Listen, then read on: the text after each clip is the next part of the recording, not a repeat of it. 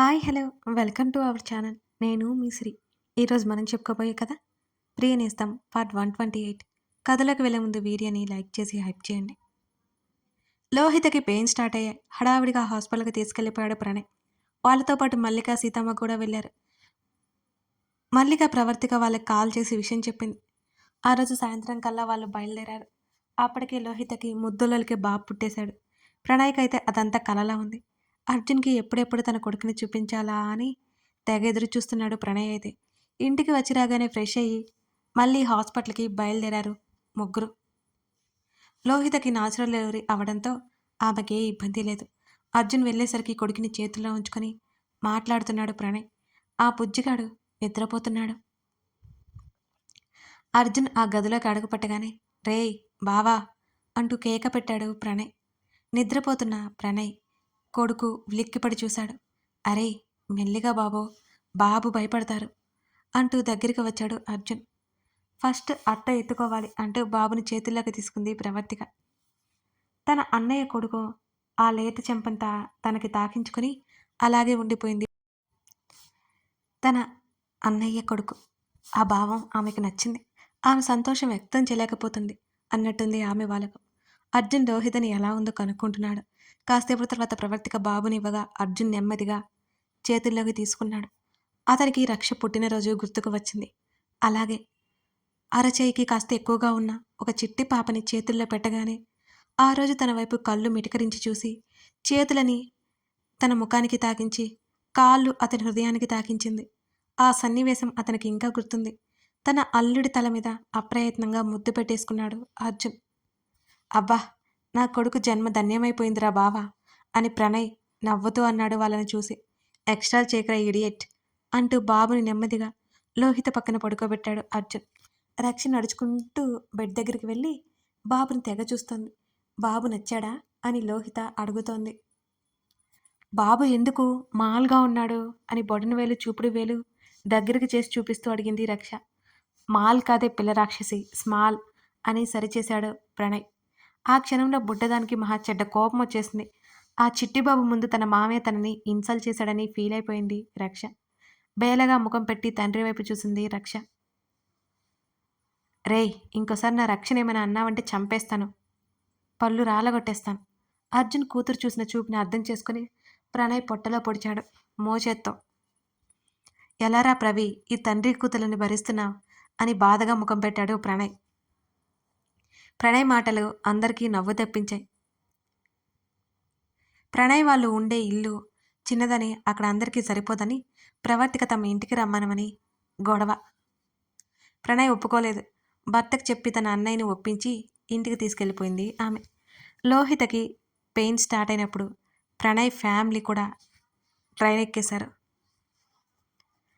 ఆ రోజు అందరూ అక్కడికి చేరుకున్నారు. అర్జున్ ఇల్లు కలగల్లాడిపోతుంది. రక్ష స్కూల్కి వెళ్ళను అని గొడవ చేయడంతో తప్పక ఇంట్లో ఉంచేసింది ఇక ప్రవర్తిక. డాడీ రక్ష పాప వచ్చింది, ఆడుకోవడానికి వెళ్ళనా? మళ్ళీ హుషారుగా చాలా రోజుల తర్వాత అడిగింది హని.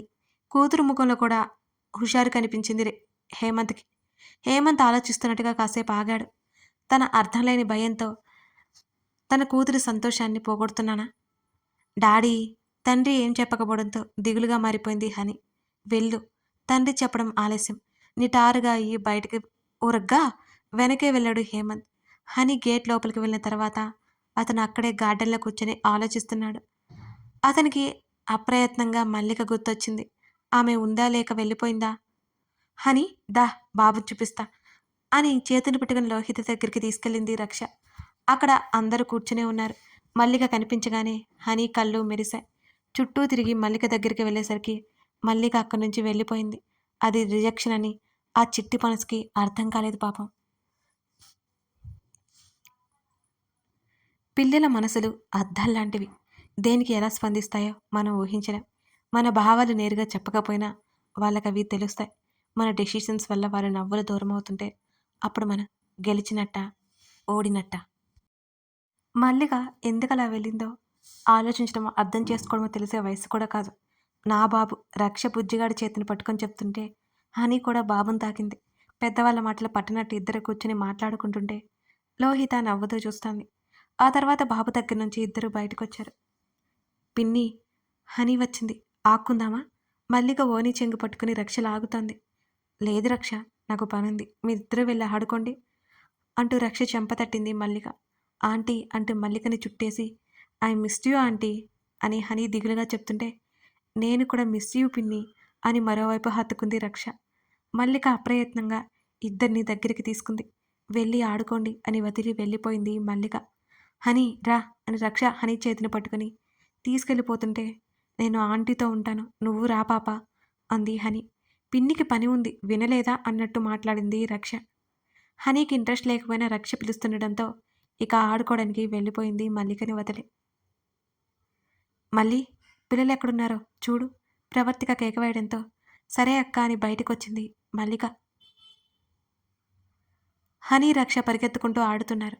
వాళ్ళకి దూరంగా కూర్చుని చూస్తోంది మల్లిక. ఇందాక హనీ తన కోసం ఆరాటపడ్డం గుర్తొచ్చి విపరీతమైన జాలి కలిగింది మల్లికకి. హేమంత్ మాట మొదట బాధపడినా అతని ఉద్దేశం ఏంటో హనీ తన పట్ల పెంచుకున్న అభిమానంతో మల్లికకి తెలుస్తోంది. హనీకి తను దూరంగా ఉండాలి, అప్పుడే ఇద్దరికీ మంచిది. ఆంటీ అంటూ పరిగెత్తుకుంటూ మల్లిక దగ్గరికి వచ్చి కాళ్ళని చుట్టేసింది హనీ. మరోవైపు పైకి ఎక్కి మల్లిక మెడ చుట్టూ చేతులు వేసి మల్లిక చెంప మీద ముద్దు పెట్టుకుంది రక్ష. పిన్ని ఆడుకుందాం, రక్ష గారంగా అడిగింది. నేను పెద్దయిపోయాను కదా, నాకేమైనా కాలు నొప్పి వస్తుంది, మీరు ఆడుకోండిరా అని రక్ష చెంప మీద చేయి వేసి చెప్పింది మల్లిక. పిన్ని ప్లీజ్ అలాగే ఉయ్యాల ఊగుతూ అడిగింది రక్ష. మా రక్ష బంగారు తల్లి కదూ, నా మాట వింటుందట. రేపు ఆడుకుందాం సరేనా? ఇప్పుడు చీకటి పడుతుంది కదా, అమ్మ పిలుస్తోంది వెళ్ళు అని మల్లిక బుజ్జగిస్తోంది. ఇంట్లోకి వస్తున్న అర్జున్ వాళ్ళ మాటలు వింటూ డిస్టర్బ్ చేయకుండా అక్కడి నుంచి వెళ్ళిపోయాడు. మల్లిక మనస్తత్వం అప్పటికే అతనికి పూర్తిగా అర్థమైపోయింది. తండ్రి వెళ్తుంటే చూసిన రక్ష రివ్వున లోపలికి పరిగెత్తింది తండ్రి కోసం. మల్లిక తనని అసలు పట్టించుకోలేదు. తనని అవాయిడ్ చేయడం కూడా అర్థం కాలేదు హనీకి. కానీ ఆ ఫీలింగ్ తెలుస్తోంది. ఆంటీ నా మీద కోపమా అని బేలగా అడుగుతుంటే బాధతో ఆమె పెదవులు అదిరాయి. అసలేం చెప్పాలో అర్థం కాలేదు మల్లికకి. అదేం లేదు హనీ, చీకటి పడింది కదా, గేట్ వరకు వదిలిపెడతాను కదా అంటూ తల ఎత్తి చూసింది. అప్పటికే హేమంత్ అక్కడి నుంచి వచ్చి ఉన్నాడు. అతను ఎప్పుడు వచ్చాడో ఆమెకి తెలియలేదు. బలవంతంగా తన్ని చుట్టుకున్న హనీని విడదీసి మల్లిక నిలబడింది. నేను ఇవాళ ఇక్కడే ఉంటాను ఆంటీ, అప్పుడు కూడా ఉన్నానుగా అని అమాయకంగా హనీ బ్రతిమాలుకుంటుంటే మల్లికకి మనసు ఏదోలా అయిపోయింది. పక్కన వాళ్ళ ఇంటికి వెళ్ళకూడదు హనీ, అక్కడ ఉండకూడదు అని చెప్పి ఆమె లేచి ఇంట్లోకి వెళ్ళిపోయింది అక్కడి నుంచి. హనీకి ఏమీ అర్థం కాక బిక్కమొహం వేసింది. హేమంత్ కూతురు దగ్గరికి వచ్చాడు. హనీ పద అని అంటూ ఎత్తుకున్నాడు. దిగులుగా తండ్రి భుజం మీద వాలిపోయింది హనీ. అందరికీ ఎవరి గదిలో వాళ్ళకి చూపించి కావలసినవి అందించింది. గదిలోకొచ్చింది ప్రవర్తిక. ఆమె వచ్చేసరికి తండ్రి కూతురు ఇద్దరూ పడుకుని కనిపించారు. అర్జున్ కుండల మీద తల పెట్టుకుని మాట్లాడుకుని నిద్రపోయినట్టుంది రక్ష. అతను కూడా అలాగే పడుకున్నట్టు అనిపించింది. ఆమె దగ్గరికి వెళ్ళి కూతుర్ని నెమ్మదిగా తీసుకుంది. అతను ఉలిక్కిపాటుగా పట్టుకున్నాడు. ఎదురుగా ఆమె కనిపించడంతో కూతురు చుట్టూ ఉన్న చేతులు తీశాడు. పాపని తీసుకెళ్లి పడుకోబెట్టి ఆ గది లైట్ తీసేసి అతని పక్కన వాలింది. పడుకున్నారా అని అడిగింది. నువ్వింత త్వరగా వస్తావని తెలియక పడుకున్నా. అతని మాటల్లో వెటకారానికి ఆమె నవ్వింది. అలా మాట్లాడుతూ లేట్ అయిపోయిందండి అని చెప్తుంటే ఆమె చుట్టూ చేసి దగ్గరికి లాక్కున్నాడు అతను. ఆమె గుండెల్లో అతని తల చేరింది. ఆమె చుట్టూ అతని చెయ్యి చేరింది. ఏవండి ఆమె పిలిచింది. అతను పలిగాడు. అందరూ ఉంటే భలే ఉంటుంది కదా. అయితే ఉంచే అందరినీ అన్నాడతను నవ్వుతూ. ఉండరట, ఇంకో వారం మాత్రమే అని మా అమ్మ అంటోంది అంది ప్రవర్తిక. వాళ్ళిష్టం కదా అతను అనగానే. చూసారా, నా దగ్గర అయితే వస్తాను ఉంటాను అంటోంది. మా అన్నయ్య బాబు అనగానే అందరూ పరిగెత్తుకుంటూ వచ్చారు. ప్రవర్తిక అలకగా చెప్తుంటే అతనికి నవ్వొచ్చింది. అదేదో వాళ్ళనే అడుగు అన్నాడు. వాళ్ళు వింటే కదా, కొడుకే ఎక్కువ వీళ్ళకి కూతురు కంటే అంది. చిన్న బాబు కదా అందుకే అయి ఉంటుంది. అర్జున్ అంటుంటే వెనకేసుకురాకండి మీరు వాళ్ళని అంది. ఓఫ్ సరే నువ్వు ఏదంటే అది. అతని మాటలకి ప్రవర్తికకి నవ్వొచ్చింది. నిద్ర చెడగొట్టావు అన్నాడతను. నేనేం చేయలేదే అంది ప్రవర్తిక. ఇంతవరకు రాకపోవడం నీ తప్పే కదా అంటూ ఆమె హృదయం మీద అతను ముద్దు పెట్టుకున్నాడు. అంటే మీరు పడుకోలేదా? పడుకుంటుంటే డిస్టర్బ్ చేశావు నువ్వు. అతడిచ్చిన మరో ముద్దుకి ఆమె హృదయం భారమైంది. అతని తలని పైకి లాక్కుని అతని ముద్దుకి జత కలిపింది. ఆ గది కిటికీ పరదాలను దాటుకొని అన్యోన్యంగా అనురాగాలు పంచుకుంటున్న ఆ ఇద్దరిని చూడాలని వెన్నెల తెగ ప్రయత్నం చేసి విఫలమైంది. ఆ తర్వాత రోజు కూడా ఇంటి దగ్గరే ఉండాలని ప్లాన్ వేసింది రక్ష. ప్రవర్తిక ఇక ఉండనివ్వలేదు. అర్జున్ కూడా మాట్లాడాడు స్కూల్లో. జాగ్రత్తలుగా అన్నీ చెప్పి వచ్చాడు.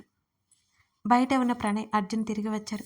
ప్రవర్తిక సుప్రభాతం వినిపిస్తుంటే ఇద్దరు సోఫాలో కూర్చున్నారు. రక్ష కూతుర్ని పిలవగానే ఒడిలోకి వచ్చి వాలింది. ఏంటి నా బేబీ డాల్ డల్గా ఉంది అని అడిగాడు అర్జున్.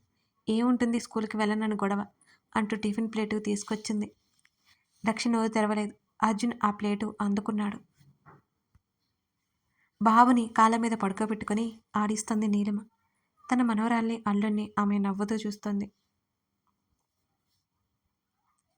నువ్వు వెళ్ళి పని చూసుకో అంటూ కూతురికి స్పూన్ నోట్లో పెట్టగానే అప్రయత్నంగా రక్ష నోరు తెరవగానే అందరూ ఒక్కింత ఆశ్చర్యపోయారు.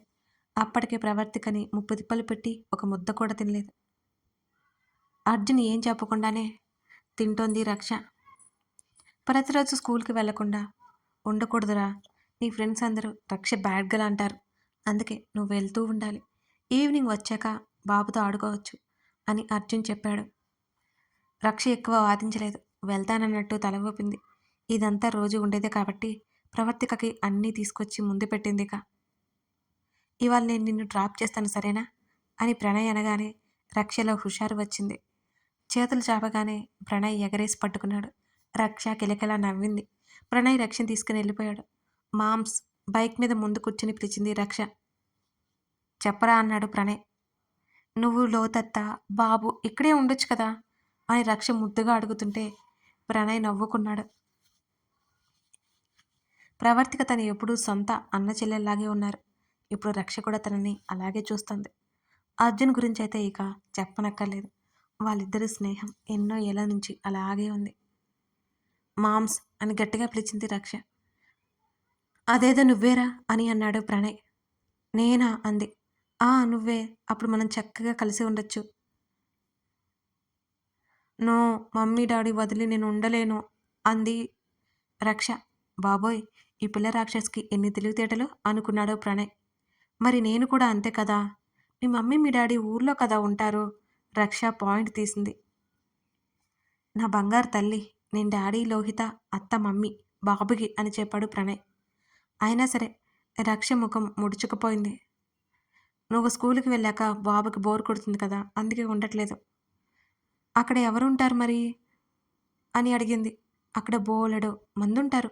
వాళ్ళతో బాబు ఆడుకుంటాడు అని అంటున్న ప్రణయ్ మాటలు వింటున్న రక్ష మనసులో ఏవేవో ఆలోచనలు. తనకి కూడా ఒక తమ్ముడు ఒక బాబు ఉంటే బాగుండు. ఇంటికి వెళ్ళాక తన మమ్మీకి డాడీకి మళ్ళీ చెప్తుంది తను. రక్ష ఏ ప్రశ్నలు వేయకపోవడంతో ప్రణయ్ ఊపిరి పీల్చుకున్నాడు. కానీ ఆ బుడ్డదాని ఆలోచన వేరని అతను అర్థం చేసుకోలేదు. రక్ష కూడా స్కూల్కి రావడంతో హనీకి ఉత్సాహం వచ్చింది. ఈవినింగ్ ప్లే టైంలో ఇద్దరు బాగా ఆడుకున్నారు. హనీ కోసం హేమంత్, రక్ష కోసం మల్లిక వచ్చారు డ్రైవర్తో పాటుగా. మల్లిక కాస్త బయట తిరిగితే అన్నీ తెలుస్తాయన్నట్టు పంపించింది ప్రవర్తిక. మల్లిక వస్తుందని అసలు ఊహించలేదు హేమంత్ కూడా. ఆమె కారు దిగి పిల్లల కోసం చూస్తూ అప్రయత్నంగా హేమంత్ని చూసింది. హేమంత్ తననే చూస్తూ కనిపించాడు. చప్పున చూపు పక్కకు తిప్పుకుంది మల్లిక. కథ కొనసాగుతోంది. కథ నచ్చితే లైక్ చేసి కామెంట్ చేయడం మర్చిపోకండి. అలాగే ఇంకొక చిన్న విషయం అండి. సబ్స్క్రైబర్స్ కాకుండా non subscribers half members story చదువుతున్నారండి. నిజంగా నేను షాక్ అయిపోయాను. మీరు సబ్స్క్రైబ్ చేసుకోవడం చిన్న పని అంటే 1 సెకండ్ పని కదా. మీరు సబ్స్క్రైబ్ చేసుకుని సపోర్ట్ చేస్తే నేను చాలా హ్యాపీ ఫీల్ అవుతాను కదా. చేస్తారు కదా, చేస్తారని ఆశిస్తున్నాను. Thank you.